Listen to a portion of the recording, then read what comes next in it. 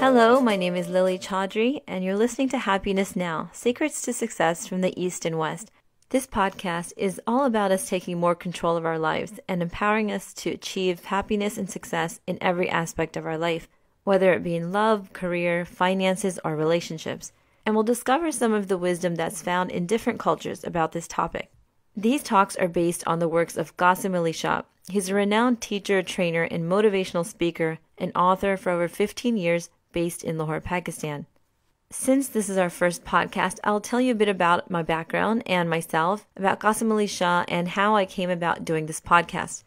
I was born in Pakistan, but came to the U.S. at only 3 years old, and I grew up in Maryland for most of my life. Both my career and degrees are all in the field of IT. So I know it must seem weird that I'm doing a podcast about happiness, but I've always been interested in self-help books, talks, and just trying to get to the best and most positive place within myself as I possibly can. Believing in God, I know that not everything is in my control, but I also know that God loves us enough to give us the power to create the type of life that we work and hope for. And I think every religion teaches us this love and this principle, but you don't have to be a person of faith to understand this. I wanted to share some of the wisdom from Qasim Ali Shah, who uses teachings from both Eastern and Western philosophies to motivate people to change their lives. So I first heard of Qasim Ali Shah less than a year ago on Facebook. His talks have inspired hundreds of thousands of people across Pakistan and Urdu-speaking people all over the world. His belief in the power of self, in motivating others, his belief in the good in people, and his deep belief in God and spirituality, all combined with his decades of research in the fields of teaching, training, and self-help, both from Eastern and Western sources, are what makes him an exceptional teacher. His talks and books give very practical advice on how to improve one's life. Whenever I would hear one of his talks, I would often think it's such a shame that they're all in Urdu and not English, because so many of my family and friends wouldn't be able to understand or benefit. In my life, during the ups and downs, especially during the downs, it's been the encouragement of others, mainly of a close family friend who is also an imam or preacher, who really helped me to face some difficulties and be able to move ahead in life. The beauty of Qasim Ali Shah's talks are that they can touch all people with any background or belief. So I, along with the help of another writer, have translated his talks from Urdu to English, and we use them as the basis for this podcast. In many of the talks, I'll be covering some pretty major topics. Each could probably have volumes of information on its own, but sometimes we need to understand the broader picture in order to simplify complex issues, and then search out those issues that we want to delve into deeper.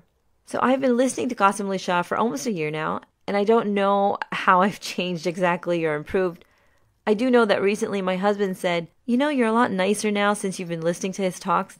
So I'm not sure if that means I'm even better than before or just less mean. I don't know, but it's definitely an improvement. But no, I feel that the real change is how I feel. I'm definitely more sure about life and the direction that I'm headed, and more confident in achieving those things that I want, helping me to more fully enjoy each blessing that I have every day.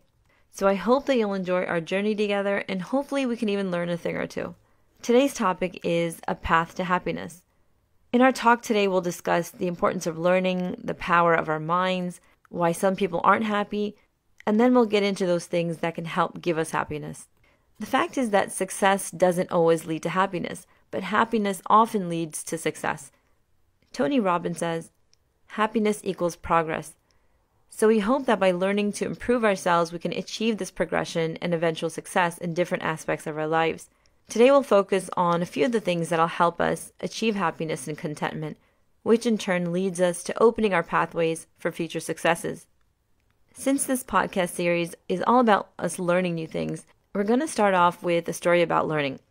There's a little story told by Rumi, a well-known 13th century Sufi scholar and poet, from his acclaimed book Masnavi. So a man who happened to be a very learned and scholarly man got on board a small boat to cross a river. The regular boatman wasn't there for some reason, so the boat was being driven by his young son. Soon after the young sailor began rowing the boat, the scholar asked him, "Are you educated? What's your qualification? Have you gone to school?" The boy replied, "No, I'm illiterate." "Oh no, you haven't gone to school at all?" "Not at all," said the boy. "I'm sorry to hear that." "Well, why is that?" asked the boy. "Well, you've wasted so many years of your life not pursuing knowledge, not learning anything." The boy was silent. The boat went ahead a few more minutes when it was struck by some turbulence in the water. and it happened to be a whirlpool. The young boatman looked at the scholar and smiled and said, "Do you know how to swim?" The scholar said, "No." "Well, I'm sorry to hear that, for you've wasted your entire life by not learning how to swim." Saying that, the boy dropped the oars, smiled at the scholar, jumped into the river, and swam up to the other side of the river to safety. This short story teaches us a little lesson, and that's that we shouldn't be wasting our time in just doing things for the sake of doing those things, and in this case, learning for the sake of learning. Rather, we should focus on those things that are really important in life, that will help us and better our lives. And it also reminds me that I need to teach my 3 little ones how to swim so they don't end up like me. I still can't swim. So, most of us will spend decades working hard, stressing to learn and earn, but failing to focus on what's important to us. Our souls, having peace, contentment, happiness within ourselves, and succeeding in those things that we really want.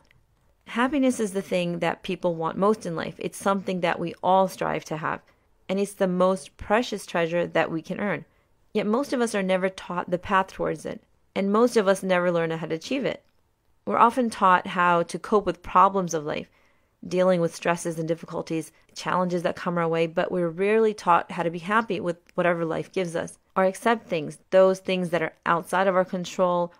And this is pretty insane. Karen Zim said, "Don't educate your children to be rich.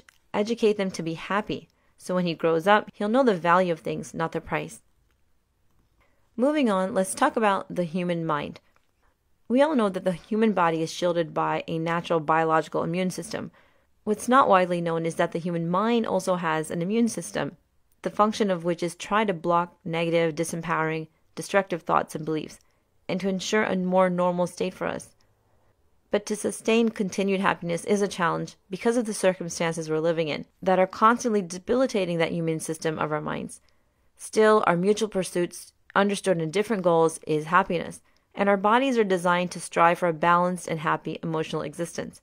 And if our mind and body is doing this on its own, it tells us that this is important enough that we should be doing this consciously as well. We've all heard about the placebo effect. When people are given some kind of fake medicine or treatment, their physical symptoms can change, but with no credit due to the treatment, rather because of the person's belief in it. And research shows this happens in at least 1 in 3 people. From WebMD, we learned about one study where people were given a placebo and told it was a stimulant. After taking the pill, their pulse rate went up, their blood pressure increased, and their reaction speeds improved. When people were given the same pill and told it was to help them get to sleep, they experienced the opposite effects. I'm not sure if this is the same thing that happens when we order a Diet Coke with our enormous meal from Cheesecake Factory, as I used to do, and we feel like we're saving calories and it makes us feel all good. But I do know sometimes we can sort of trick ourselves into feeling one way or another. So our mind is very powerful, and we should start using it to our own advantage to give us the most contented and satisfying life that we can have. So what's stopping us from doing this? What's stopping us from being happy? There can be many factors, but most people will have someone in their lives that has caused us pain and difficulty. These toxic people who bring us down, and that's the biggest cause of unhappiness for many people. So aside from negative beliefs and destructive thoughts, we're hijacked by disempowering people, relatives, friends, colleagues. So there are many people in our relationship circles who seem to be just determined to stop us from achieving success or happiness. If we recall our dreams from our childhood, what we wanted to be, what we wanted to do, to share, to achieve, what made us abandon those dreams? Many times we just gave in to the opinions of these toxic people around us. In her memoir, The Day My Soul Cried, Yvonne Pierre advises us, don't let toxic people infect you with fear. However, there is another side to the story. We don't have to be the victims of these people. Toxic people are there around us for a purpose, and it takes some deep acumen, some deep thinking to recognize the potential of negative people. Their negativity can actually motivate us to love our own selves when they don't. They awaken us from a sleep, from our stupor. Michael Hyatt, an author and speaker on leadership, says that negative people are a godsend and they exist for a purpose. I think that purpose is to help us recognize the bad and turn towards the good. We have to understand that challenging times and difficult people are essential for our self-development. In fact, the bigger the challenge, the better it is for us in the long run. And success stories can teach us that. I mentioned her quote earlier, Yvonne Pierre. A little bit about her. She's an American author, an entrepreneur, a host. And a woman who's overcome years of childhood sexual abuse, rape, the murder of her own father, that led to self-destructive behavior, after which she decided to turn her life around. She attained 4 degrees and created a successful career dedicated to helping uplift others. She is now an award-winning screenwriter, director, producer, playwright, and author of The Day My Soul Cried. Our response to challenges and our reactions to others indicates our greatness or our insignificance. Can we face difficulties with grace? If yes, we can surely achieve our goals. So now let's talk about some of those factors that can help us to achieve happiness. We're just going to list a few of them. Number 1, changing our perception. We should think about the concept of perception, our perception of the world and those around us. There's a funny story about a girl. She's leaving her home in the morning for college. She doesn't eat breakfast because she's getting late. She reaches the subway station, but there's a few minutes until the train comes, so she thinks, let me go grab something to eat, and she buys a pack of crackers from the local store at the station. She puts the pack in her backpack, leaves it on the bench, and goes to buy herself a drink. She comes back to the bench, only to see that there's a guy sitting there. He's about her age, and he's sitting there eating her pack of crackers. And of course she's annoyed. She's hungry, she just paid for those crackers, and he must have reached into her backpack to eat her crackers. As she gets closer to him, he points at the bench to invite her to sit next to him, which makes her even more annoyed. How is he going to ask her to sit down when he's eating her crackers? So she sits down and he offers her her own crackers. She's pretty ticked off at this point, but she's also hungry. So she takes some crackers and eats. He keeps on eating, giving her some, until they both reach the bottom of the pack, and there's 1 cracker left. The boy looks at the pack, he looks at the girl, he decides to share the last cracker, giving her 1 part and eating the other. Then he stands up, dusts himself off, and is on his way to the train. The girl rolls her eyes, shocked and disgusted at the boy's behavior. She gets on her train and opens her backpack to pull out her hairbrush. She puts her hand in and pulls out the pack of crackers she just bought. She instantly feels terrible, has a sense of regret and embarrassment for how she acted and what she thought about the boy. Instead of him being some kind of greedy thief, he'd actually been a really kind and generous soul who was sharing his food with her the whole time. She thinks, what a great guy, and slaps her forehead, angry at herself. So here's the takeaway. Many times, the situations we get ourselves in and the irritating people that we'll face are not what they seem. There could be more to it. We just need to change the way that we think, change our perception, having a more positive outlook towards people and situations. This will help us in achieving success and happiness. We can't let our negative thoughts stop us from trying to understand a difficult situation. Many times, it's not other people who need to change their behavior. It's we who need to change our perception and perhaps lower our expectations. Many times, we want people to do and feel according to our standards, forgetting that they have their own psyches, their own beliefs, their own habits, their own rules, their own values. Harper Lee taught us a great lesson in To Kill a Mockingbird, saying you never really understand a person until you consider things from their point of view. Another big factor in achieving happiness is forgiving others. We can't be afraid of challenges or challenging people, as these are the cost of our success and happiness. We have to learn to forgive people who have created challenges for us. Forgive those people who have wronged us, who have cheated us, who have hurt us. We can forgive them for the sake of God's mercy, or we can forgive them for something or someone that we love. Forgive them for the sake of moving on, or forgive them thinking what Jesus taught us when he said, Father, forgive them, for they don't know what they're doing. Forgiveness is a powerful tool for self-development. Forgiveness frees us from needless torturing thoughts, from worry, and it frees us from guilt and anger. One thing that I had to learn in life was that most people who do us wrong will not ask for forgiveness. They'll probably not ever say sorry. And that can sting, especially when it's family or friends. And I've had relatives going on rants, cursing and yelling, and the next time I saw them, they act like nothing's happened. But I also had to act like nothing's happened, because otherwise the rift between us would never end. And you know who you are. No, I'm just kidding. Well, sort of. But anyway, we can still forgive them in our hearts and try our best not to bear any grudge. And I know it's hard, but it's definitely possible, especially if we think of the bigger picture and our ultimate goals in life. So by developing an attitude of forgiveness, by learning to let go, we step into the realm of those people who make things happen, who achieve whatever it is that they desire to achieve. The next factor is about complaining. We have to free ourselves from needless burdens, and one of the heaviest burdens we can bear roots from carrying excuses and complaining, obstacles that we need to face if we really want to be successful and happy. There's a story about a teacher who used to preach celibacy to his male disciples. One day, this guru was going somewhere with one of his disciples. On their way, they met a woman who requested the guru to help her cross a nearby canal. The guru offered his shoulders. With the girl mounted on his shoulders, the guru crossed the canal. The disciple deeply resented this act, thinking it was contrary to what he taught. So the guru and the disciple walked together a few more miles. Finally, unable to restrain himself, the disciple said, "I don't want to learn from you anymore. You advise us never to touch a female, and you yourself let her mount on your shoulders." The guru said, "Yes, but I left her there near the canal. You have brought her here in your heart." So this is an example of carrying some kind of needless burden. Randy Pausch, the famous late professor from Carnegie Mellon University, who, when he learned of his cancer diagnosis, gave a talk in 2007. It went viral on YouTube. It was called The Last Lecture, Really Achieving Your Childhood Dreams, and said that complaining doesn't work as a strategy. We all have finite time and energy. Any time we spend whining is unlikely to help us achieve our goals, and it won't make us any happier.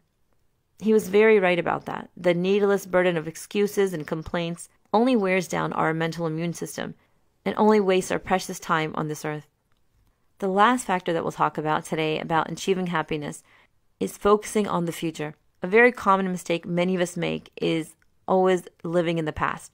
Many of us make a futile attempt to drive the car of life looking in the rearview mirror or the past when we need to be focusing on the windshield, the present, and the future. Have you ever wondered why vehicles have such large windshields and very small rear view mirrors? Because looking ahead is way more important than looking back. Now, focusing on the past is important for learning life lessons or even self-actualization, but beyond that, it's just a window for paralysis, causing us needless guilt and worry. So if we can learn to live in the present, that in itself becomes a present for us. The bottom line is to have a compelling vision for our future and keep our focus on the future if we want to be happy and successful.